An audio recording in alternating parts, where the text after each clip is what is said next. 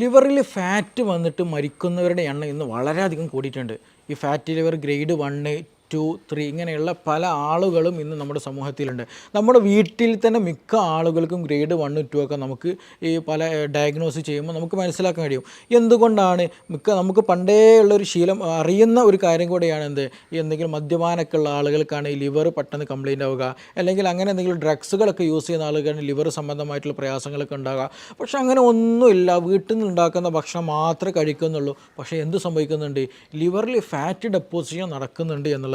അപ്പോൾ എന്താണ് liver fat ഇങ്ങനൊരു പ്രശ്നം ഉണ്ടാകാനൊരു കാരണം, അല്ലെങ്കിൽ ഇങ്ങനെ ഉണ്ടാകുന്നുണ്ട്, ഇത് വലിയൊരു ബുദ്ധിമുട്ടാണോ, അല്ലെങ്കിൽ ഇതിന് എത്രത്തോളം നമ്മൾ പരിഗണിക്കേണ്ടതുണ്ട് എന്നുള്ളത് നമ്മൾ ചിന്തിക്കണം. ഈ അടുത്തായിട്ടുള്ള പല പ്രമുഖരായിട്ടുള്ള ആ വ്യക്തികളും മരണപ്പെടാനുള്ള ഒരു പ്രധാന കാരണം എന്നുള്ളത് ഈ നോൺ ആൽക്കഹോളിക് ഫാറ്റി ലിവർ ഡിസീസാണ്. അതായത് മദ്യപാനം ഇല്ലാതെ തന്നെ മറ്റു ഡ്രഗ്സുകളൊന്നും ഉപയോഗിക്കാതെ എന്ത് സംഭവിക്കുന്നുണ്ട്?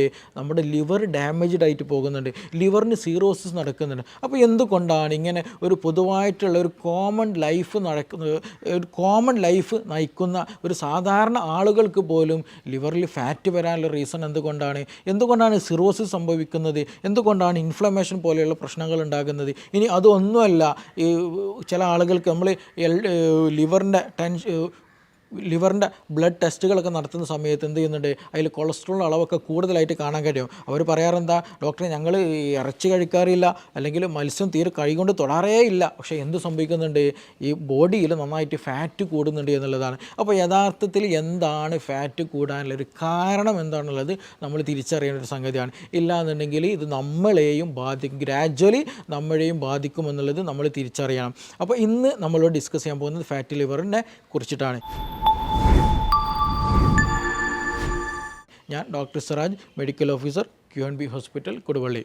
അപ്പോൾ എന്തുകൊണ്ടാണ് ഇങ്ങനൊരു ഫാറ്റി ലിവർ ഫാറ്റ് ഉണ്ടാക്കാൻ കാരണം? ഇതിപ്പോൾ ചെറിയ കുട്ടികൾക്ക് പോലും ഉണ്ടാകുന്നുണ്ടെന്നാണ് പുതിയ പഠനങ്ങൾ പറയുന്നത്. അല്ലെങ്കിൽ കൊളസ്ട്രോൾ കൂടിയൊരു കണ്ടീഷൻ കുട്ടികൾക്ക് ഉണ്ടാകാറുണ്ട്.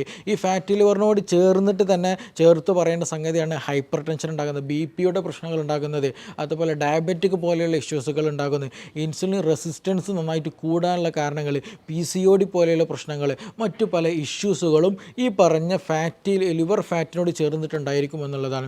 അപ്പോൾ ആദ്യം മനസ്സിലാക്കേണ്ടത് എന്തുകൊണ്ടാണ് ഈ ഫാറ്റി ലിവർ കൂടുന്നത്, മറ്റു അസുഖങ്ങളൊക്കെ ഇതിനോട് ചേർത്ത് ഉണ്ടാകുന്നത് എന്നുള്ളത് തന്നെയാണ്. അപ്പോൾ ഇതിനാദ്യം നമ്മൾ തിരിച്ചറിയേണ്ട ഒരു കാര്യം, ഒരിക്കലും നമ്മളെ കൂടുതൽ മത്സ്യം കഴിച്ചത് കൊണ്ടോ മാംസം കഴിച്ചത് കൊണ്ടോ ഉണ്ടാകുന്നൊരു സംഗതിയല്ല ഈ പറഞ്ഞ ലിവർ ഫാറ്റ് എന്നുള്ളത്. നമ്മൾ ഭക്ഷണം അല്ലെങ്കിൽ നമ്മളൊരു ഫാറ്റി ആയിട്ടുള്ള എന്തെങ്കിലും കഴിച്ചത് കൊണ്ട് വയറ്റിൽ പ്രൊഡ്യൂസ് ചെയ്യുന്നൊരു സംഗതിയല്ല ഫാറ്റി എന്നുള്ളത്.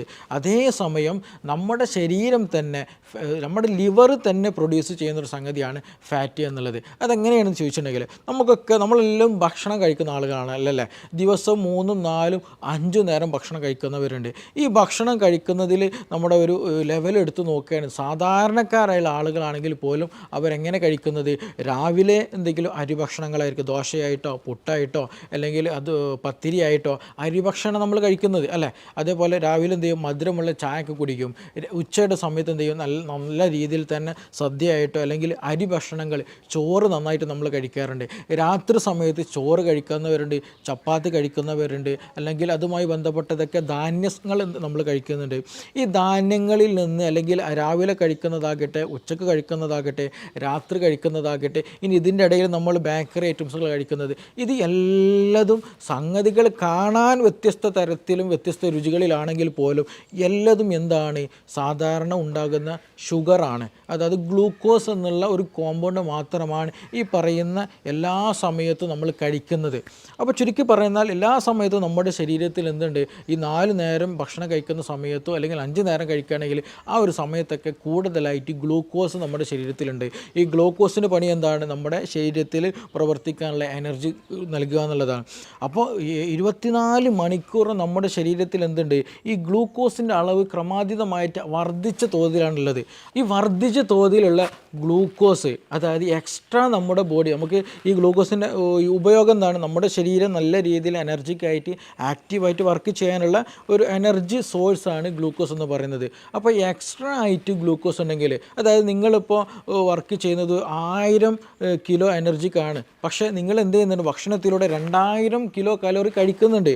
അപ്പോൾ എന്താണ്, 2000-ൽ 1000 നിങ്ങളുടെ ശരീരം ഉപയോഗിക്കും, ബാക്കി 1000 എന്താണ്, അത് എക്സ്ട്രാ ആയിട്ട് ബോഡിയിൽ ഉണ്ടാകും. ഈ എക്സ്ട്രാ വരുന്ന ഗ്ലൂക്കോസ് അല്ലെങ്കിൽ ഈ ഒരു കലോറി എന്ത് സംഭവിക്കുന്നുണ്ട്, നമ്മുടെ ലിവർ ഫാറ്റായിട്ട് സ്റ്റോർ ചെയ്തിട്ട് നമ്മുടെ ശരീരത്തിലൊക്കെ എടുത്തു വെക്കുന്നുള്ളതാണ്.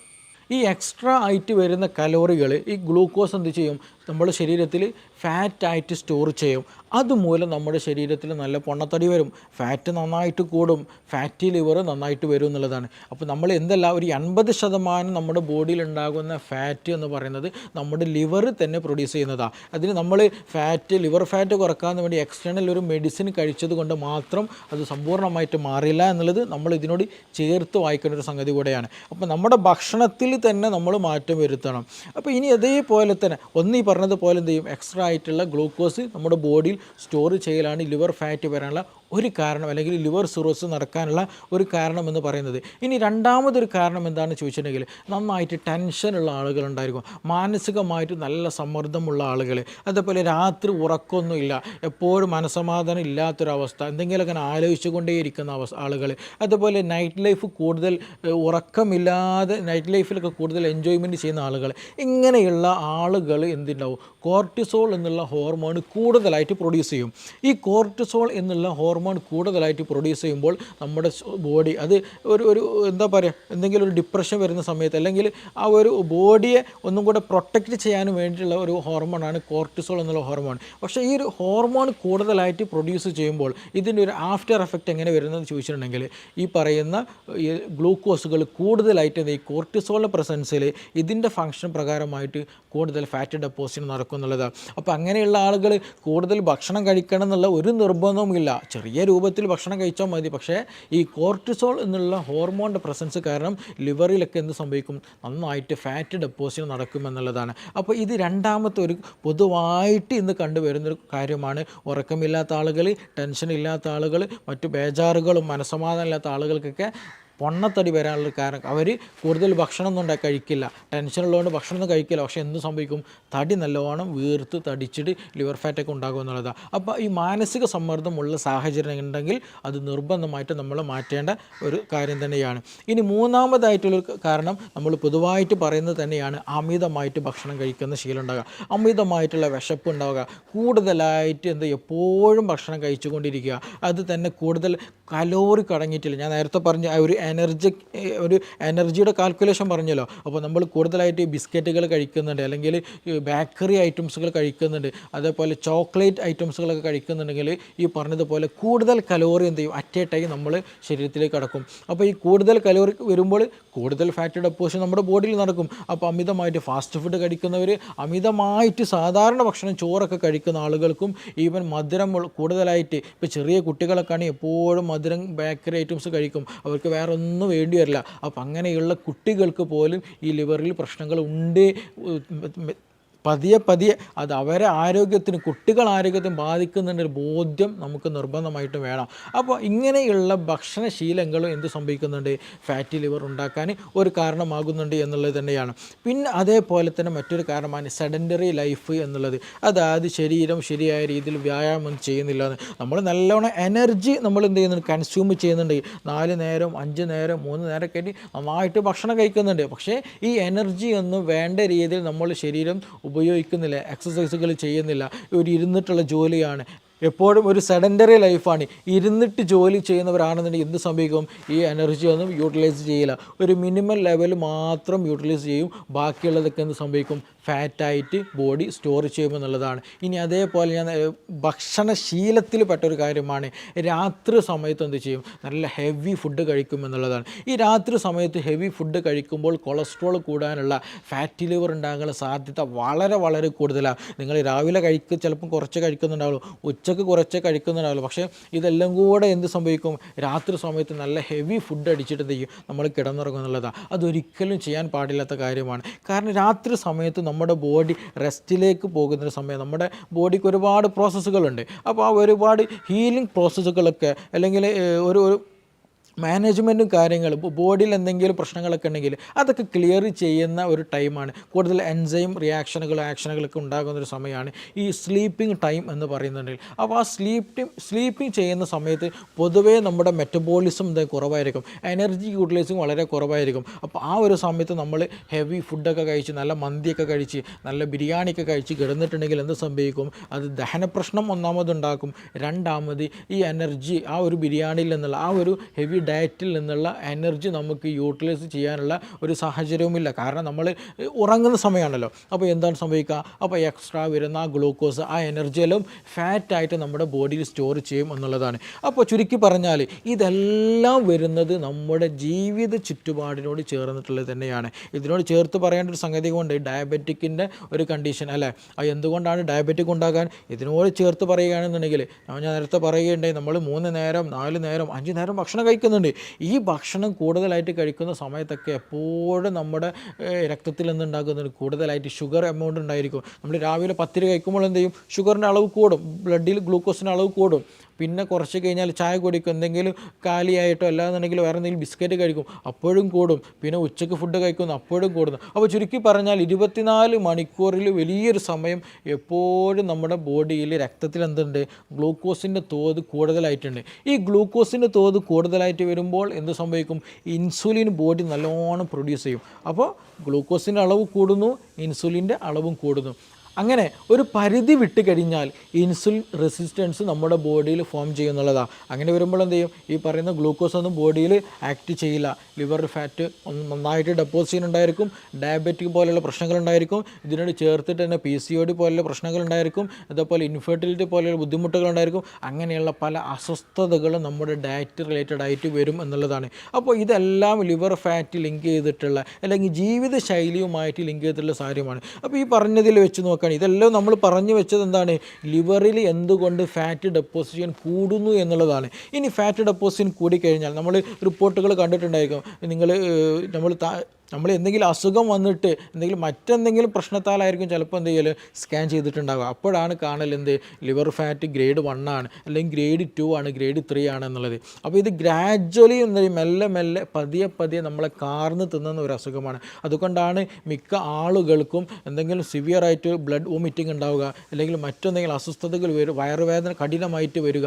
അപ്പോൾ നമ്മൾ സ്കാൻ ചെയ്ത് നോക്കുമ്പോഴാണ് സ്റ്റേജ് വളരെയധികം മാറിയിട്ടുണ്ടായിരിക്കും, റിക്കവറി റേറ്റ് വളരെ കുറവായിരിക്കും, പെട്ടെന്ന് മരണം സംഭവിക്കുന്നുള്ളത്. അപ്പോൾ നമ്മളിത് ദൈനംദിന ചുറ്റുപാടുകളിൽ കൺസ്യൂം ചെയ്യുന്ന നമ്മൾ കഴിക്കുന്ന ഭക്ഷണങ്ങളിൽ നിർബന്ധമായിട്ട് മാറ്റങ്ങൾ വരുത്തേണ്ടതുണ്ട്. അപ്പോൾ ഈ പറഞ്ഞു വരുന്നത് നമ്മൾ അമിതമായിട്ടുള്ള ഫാറ്റ് ഡെപ്പോസിഷൻ വന്നു കഴിഞ്ഞാൽ ആദ്യമൊക്കെ എന്ത് ചെയ്യുക? നമ്മുടെ ഇൻറ്റേർണൽ ഓർഗൻസിലൊക്കെ എന്ത് ചെയ്യും? വിസറൽ ഫാറ്റ് ചെറിയ രൂപത്തിലൊക്കെ ഒരു പ്രൊട്ടക്റ്റീവ് ലെയറായിട്ട് അത് ആക്ട് ചെയ്യുമെന്നുള്ളത് അത് നല്ല വേണ്ട കാര്യം തന്നെയാണ്.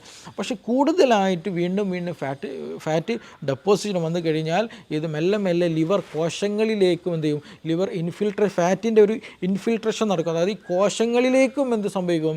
ഈ ഫാറ്റ് ഡെപ്പോസിഷൻ വരും. അങ്ങനെ വന്നു കഴിഞ്ഞാൽ ലിവർ ശരിയായ രീതിയിൽ ഫങ്ഷൻ ചെയ്യില്ല, ശരിയായ രീതിയിൽ അത് ആക്ട് ചെയ്യില്ല, എൻസൈം പ്രൊഡക്ഷൻ നടക്കില്ല, ശരിയായ രീതിയിൽ പ്രോട്ടീൻ ഉണ്ടായിരിക്കില്ല.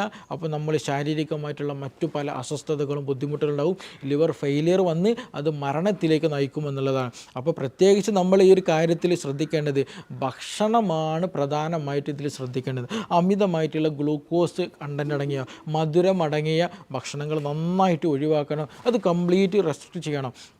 അതിന് നമ്മൾ കണ്ടിന്യൂ ആയിട്ട് എപ്പോഴും മരുന്ന് കഴിക്കണം എന്നുള്ള ഒരു നിർബന്ധവും ഇല്ല. അതിന് നമ്മൾ പ്രധാനമായിട്ട് ചെയ്യേണ്ടത് എന്തെങ്കിലും ലിവർ ഡിസീസുകളുണ്ടെങ്കിൽ നിർബന്ധമായിട്ട് മരുന്ന് കഴിക്കണം.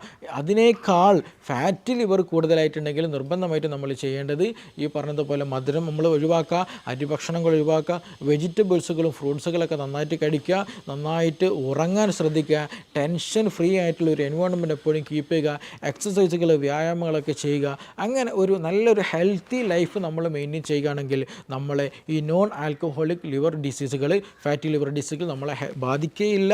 അത് നല്ല രീതിയിൽ തന്നെ നമുക്ക് മെയിൻറ്റെയിൻ ചെയ്യാനും കഴിയും. അപ്പോൾ നല്ല രീതിയിൽ നമുക്ക് നല്ലൊരു ഹെൽത്തി ലൈഫ് സ്റ്റൈൽ നമ്മൾ കീപ്പ് ചെയ്യണമെന്നുണ്ടെങ്കിൽ അത് നമ്മുടെ ജീവിതശൈലി ഇമ്പോർട്ടൻ്റ് ആണ്, അതേപോലെ നമ്മുടെ ജോലി ഇമ്പോർട്ടൻ്റ് ആണ്, നമ്മുടെ ഉറക്കം ഇമ്പോർട്ടൻ്റ് ആണ്, നമ്മുടെ റിലേഷൻഷിപ്പുകൾ ഇമ്പോർട്ടൻ്റ് ആണ്, നമ്മൾ ജീവിക്കുന്ന ചുറ്റുപാടുകൾ എല്ലാം ലിങ്ക് ചെയ്തിട്ടുള്ളതാണ്. ഇതെല്ലതും ഒരു ഹെൽത്തി എൻവയോൺമെൻറ്റ് കീപ്പ് ചെയ്താൽ മാത്രമേ ഈ പറയുന്ന അസുഖങ്ങളിൽ നമുക്ക് മുക്തി ലഭിക്കുകയുള്ളൂ. നമ്മൾ മെഡിസിൻ ഇല്ലാത്തൊരു ലൈഫിലേക്ക് നമുക്ക് പോകാനും കഴിയുള്ളൂ. ഇതിന് ഞാൻ വീണ്ടും പറയുകയാണ്, ഇതിന് കാലാകാലം മെഡിസിൻ എടുക്കേണ്ട ഒരാവശ്യവും ഇല്ല. അത് കണ്ടീഷൻ അനുസരിച്ച് ചില ആളുകൾക്ക് ലിവർ ഫാറ്റൊക്കെ കൂടിയിട്ട് എന്ത് സംഭവിച്ചിട്ടുണ്ടാവും, സിറോസിസ് സംഭവിച്ചിട്ടുണ്ട്, സ്റ്റേജ് 1ഉം 2 ഒക്കെ ഉണ്ടായിരിക്കും. ചില റിക്കവറി റേറ്റുകളൊക്കെ വളരെ കുറവായിരിക്കും. അങ്ങനെ വരുന്ന സമയങ്ങളിൽ നമുക്ക് ലിവറിന് സപ്പോർട്ടീവായിട്ടുള്ള മെഡിസിൻ എടുക്കണം. അതേപോലെ കൂടുതൽ ഓയിലി ആയിട്ടുള്ള ഫുഡുകളൊക്കെ നമ്മൾ മാറ്റി നിർത്തണം, മധുരം കഴിക്കുന്നതൊക്കെ മാറ്റി നിർത്തണം, ഷുഗർ കഴിക്കുന്നത് മാറ്റി നിർത്തണം. അത്യാവശ്യം നമുക്ക് ചെയ്യാൻ പറ്റുന്ന എക്സസൈസുകൾ, വ്യായാമങ്ങളൊക്കെ ചെയ്യണം. അതൊക്കെ ചെയ്യുമ്പോൾ എന്ത് സംഭവിക്കും, മറ്റു പ്രയാസങ്ങളില്ലാതെ നമുക്ക് നല്ല രീതിയിൽ റിക്കവറി നമുക്ക് ചെയ്യാൻ പറ്റുന്നതാണ്. ഇപ്പോൾ ഈ അടുത്ത് വന്നിട്ടുള്ള മിക്ക കേസുകളിൽ നമ്മൾ പൊതുവേ ചെയ്യാറെന്താണ്, ഒരു ഡയറ്റ് സ്പെസിഫിക് ആയിട്ട് അവർക്ക് നല്ലൊരു ഡയറ്റ് നമ്മൾ അവർക്ക് പ്രൊവൈഡ് ചെയ്ത് കൊടുക്കല. ആ ഡയറ്റും അതിൻ്റെ കൂടെ സപ്പോർട്ടീവായിട്ടുള്ള ചില മെഡിസിൻസുകൾ എടുക്കലോട് കൂടിയിട്ട് വിത്തിൻ മന്തിൻ്റെ ഉള്ളിൽ നമുക്ക് എന്ത് ചെയ്യാൻ കഴിയും, നല്ല പോസിറ്റീവായിട്ട് റിസൾട്ടുകൾ ഉണ്ടാക്കാൻ കഴിയും എന്നുള്ളത് തന്നെയാണ്. ഇത് കൂടിക്കഴിഞ്ഞാൽ ഇത് ഒരു ബിഗ് ട്രബിളാണ്, ഈ ഒരു ഫാറ്റ് ലിവർ കൂടുക എന്നുള്ളത്. കാരണം അത് ഹൃദയ സംബന്ധമായിട്ടുള്ള അസുഖങ്ങൾ ഉണ്ടായിരിക്കും, ബ്രെയിൻ സംബന്ധമായിട്ടുള്ള അസുഖങ്ങൾ ഉണ്ടായിരിക്കും, മെൻ്റൽ റിലേറ്റഡ് സൈക്കോളജിക്കൽ ഡിസോർഡേഴ്സുകളൊക്കെ ഈ പറഞ്ഞ ഫാറ്റി ലിവറുകൾ, ഇൻസുലിൻ റെസിസ്റ്റൻസുകളൊക്കെ ഉണ്ടാക്കും. ഇതിൻ്റെ എല്ലാത്തിൻ്റെയും സോഴ്സ് നമ്മുടെ ഡയറ്റാണ്. അതുകൊണ്ട് നല്ലൊരു ഡയറ്റ്, നല്ലൊരു ലൈഫ് സ്റ്റൈൽ നമ്മൾ മോഡിഫൈ ചെയ്യാൻ ശ്രദ്ധിക്കുക. അപ്പോൾ ഇതുമായി ബന്ധപ്പെട്ട എന്തെങ്കിലുമൊക്കെ സംശയങ്ങളുണ്ട്, കൂടുതൽ അറിയണമെന്നൊക്കെ താല്പര്യമുണ്ടെന്നുണ്ടെങ്കിൽ തീർച്ചയായിട്ടും നിങ്ങൾക്ക് ബന്ധപ്പെടാൻ താഴെ തന്നുള്ള നമ്പറിൽ നിങ്ങൾക്ക് കോൺടാക്റ്റ് ചെയ്യാവുന്നതാണ്. നമുക്കിനി മറ്റൊരു ഹെൽത്ത് വിഷയം ബന്ധപ്പെട്ടിട്ട് വീണ്ടും കാണാം. Thank you.